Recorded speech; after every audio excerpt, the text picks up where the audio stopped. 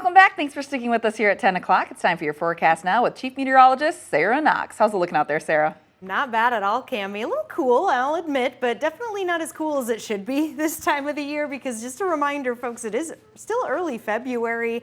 Valentine's Day is coming up shortly, though. Still, it's February, and temperatures are nowhere near where they should be, or at least usually are. And before we get to the numbers, a nice look over Albert Lea. I always love looking at, there they go, there's all the windmills just blinking in the distance. That's how you can tell there's no precipitation coming down.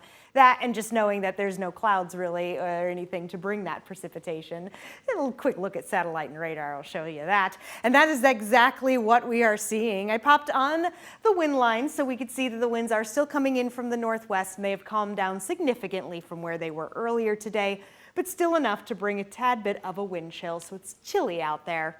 And it's definitely not as cold as we've faced earlier on in the season.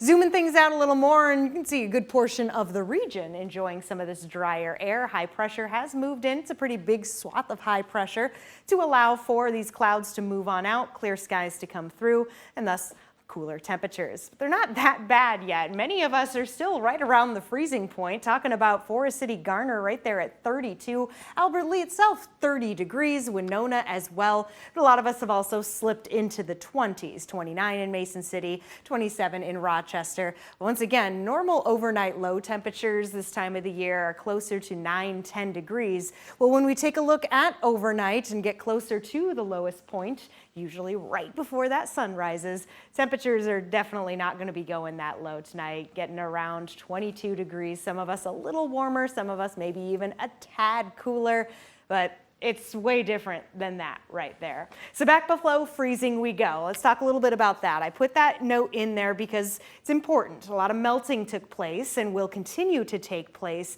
during these days where temperatures do get back above the freezing point. That will happen tomorrow, but through the morning commute, we're still going to be below it. So any spots that are untreated, I'm talking maybe sidewalks more so than roadways at this point, that get a little of that melting snow, a little of that water on it, can easily refreeze during these chillier nights, and that can make for some slick spots. Anybody who has to use those sidewalks, dog walking, head to the bus stop, or just going for a morning jog, just be careful out there.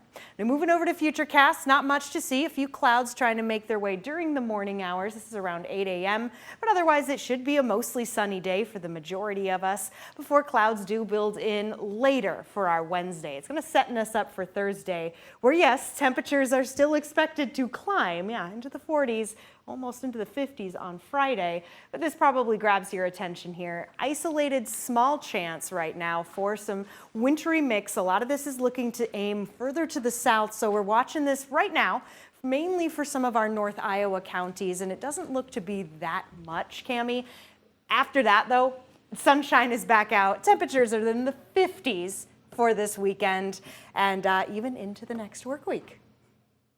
All right, that is warm, Sarah. Maybe even keeping an eye on a few golf courses that might open with those temps. We will see. Thanks so much.